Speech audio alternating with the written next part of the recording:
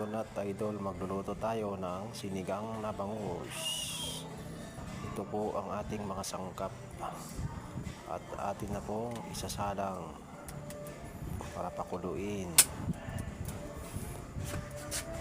Ayun ang alaga nating aso, cute naman. At tayo magtatalbos ng sasahog na dahong kamote. Masarap yan para sa ating sinigang na bangus. Sustansya yan, kamote.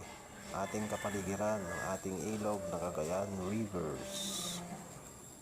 Yan po, may mga tanim tayong balanghoy, gabi, at ang alaga natin palaging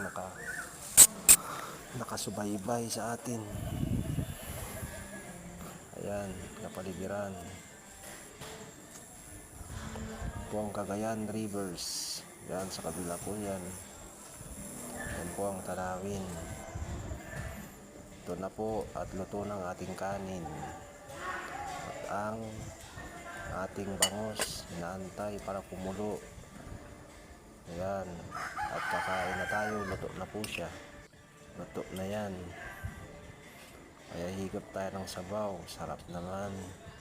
Yummy. Ayos mga idol. Sana nagustuhan yung aking video. At maraming salamat po sa inyong lahat. Sa inyong walang sawang suporta at panonood.